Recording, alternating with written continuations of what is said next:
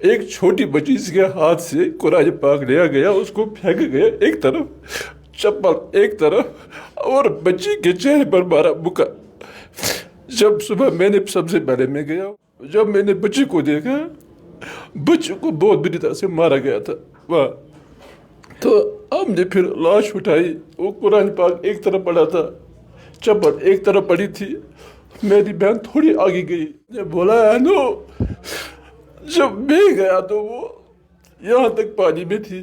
سارا ایسا وہ ہوتے لمبے وہ کیڑے, وہ میں نے اس کے ناک سے نکالا, ایک یاد. 11 سال کی بچی جو درسگاہ گئی تھی, قرآن پڑھنے گئی تھی, لاپتہ تھی کل شام کو. اس کے بعد آج یہ خبر سننے کو ملتی ہے کہ اس کی لاش ملی ہے.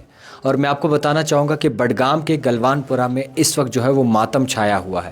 آخرکار وجوہات کیا ہیں؟ فیملی کا کہنا ہے کہ مبینہ طور پر جو ہے اسے مارا گیا ہے اور اس کی جان لی گئی ہے. اس کا قرآن پاک اور اسی کے ساتھ جو کتابیں وہ ساتھ لے گئی تھی, وہ بھی باقاعدہ طور پر جوتے بھی ان کے جو ہے وہ ملے ہیں, اور اس کے ساتھ ان کی لاش بھی بری حالت میں برآمد کی گئی ہے. یہ فیملی کا کہنا ہے. ان کے ماما جی ہمارے ساتھ موجود ہیں.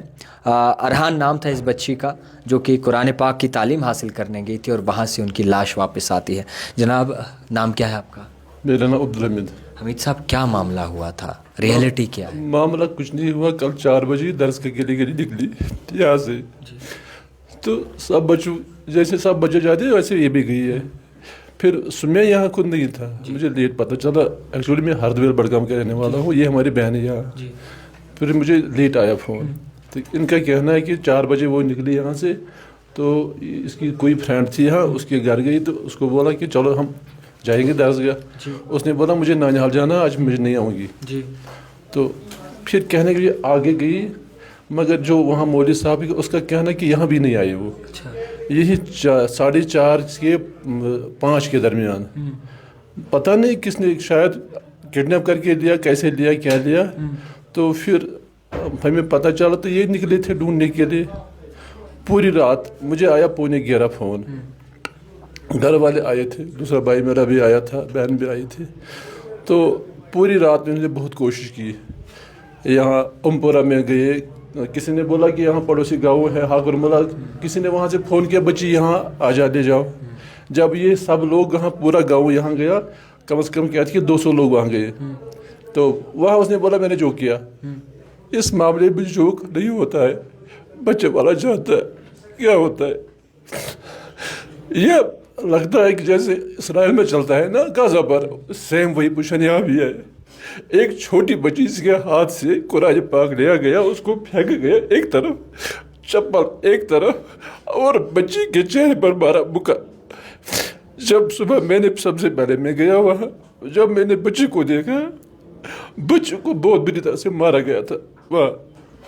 تو ہم نے پھر لاش اٹھائی, وہ قرآن پاک ایک طرف پڑا تھا, چپل ایک طرف پڑی تھی.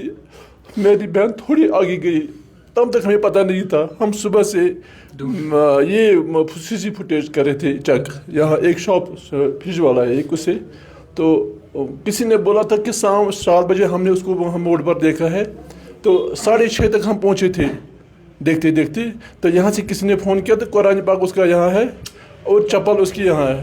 پھر ہم وہیں گئے. تو جب تک میں نے وہاں کور کیا, میں نے ان کو بولا کہ کوئی آگے مت بڑھے, یہ پولیس کا کام ہے. اب میں نے تھوڑا وہاں سرکل لگایا, تو میری بہن تھوڑی آگے گئی تو اس کی چلایا. اس نے بولا نو, جب میں گیا تو وہ یہاں تک پانی میں تھی. سارا ایسا وہ ہوتے لمبے وہ کیڑے, وہ میں نے اس کے ناک سے نکالا, ایک یاد یہاں مارا تھا, بہت بری طرح سے مارا تھا. ہم گورنمنٹ سے گزارش کرتے ہیں, آج ہماری بچی ہے, کل کسی کی بچی ہو سکتی ہے. اگر اس کو چھوٹ ملی نا آج, پتہ نہیں کتنے بچوں کا یہاں ہے, یہ پتہ نہیں کس نے کیا ہے. کوئی شک و شبہ کسی کے ساتھ دشمن؟ نہ ایسی کوئی کچھ. بچی کون سی کلاس میں پڑھتی تھی؟ بچی 5th میں پڑھتی ہے. روز کتنی ٹائمنگ پر جاتی تھی, واپس آ جاتی تھی؟ یہ صبح جاتی تھی, یہاں سے 9 بجے جاتی تھی, 3 بجے واپس آتی تھی. مگر سکول یہ درسگاہ کا مسئلہ ہے, یہاں درسگاہ ہے, وہیں قرآن پاک پڑھنے جاتی تھی. ہاں, اسکول اس کا بڈگام میں ہے, الاسما ایجوکیشن انسٹیٹیوٹ. بچے کتنے باقی ہیں ان کے؟ بس ایک بیٹا اور ایک بیٹی تھی بس. تو یہ ماں نے کہا کوئی آخری بات ہوئی ان سے؟ ماں نے لاسٹ میں جب یہ نکلی, اس نے بولا मम्मा मैं जा रही हूँ कुरान पढ़ने के लिए, उसमें जाओ अल्लाह और अल्लाह के रसूल के हवाले। तो मगर वापस नहीं आए फिर।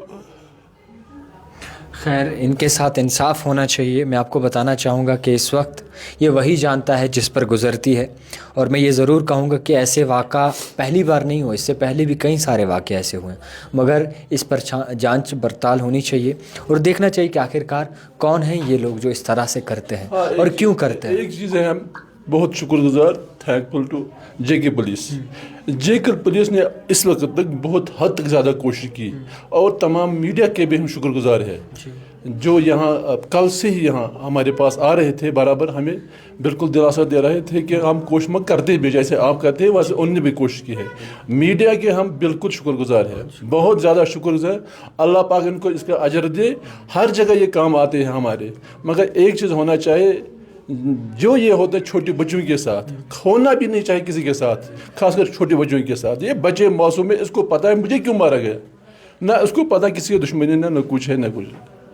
काश ये निशान थे उनके चेहरे पे। यहाँ मैंने बोला आपको, यहाँ उसको मारा था। अच्छा, हाँ, शायद उसके हाथ में घास था, घास मैंने उसके हाथ में देखा, कीड़ा इसमें इतना घुसा था, पता नहीं पानी भी थी रात भर, और यहाँ मारा था उसको, यहाँ थोड़ा मुझे लगा गला, अल्लाह पाक जानता है फिर क्या है। खैर, रिपोर्ट्स आना बाकी हैं। फॉरेंसिक लैब की बात करें तो उनकी तरफ से भी कार्रवाई की जा रही है, जम्मू कश्मीर पुलिस लगी हुई है, और ख़ास कर गुजारिश ये है कि जल्द से जल्द जो है इस मसले का हल निकलना चाहिए और इस फैमिली को इंसाफ मिलना चाहिए। ये 11 साल की बच्ची सिर्फ इनकी ही बच्ची नहीं है, ये पूरी आवाम की बच्ची है, और हमें इस बात पर गौर व फिक्र करना चाहिए कि माशरे में कौन से ऐसे लोग हैं, अगर ऐसा हुआ है, अगर मुबैना तौर पर जो फैमिली का कहना है, अगर रियलिटी ये है तो इन पर कार्रवाई होनी चाहिए और देखना चाहिए कि वजूहात क्या थे। देखते रहिए द टाइपराइटर जावेद खान।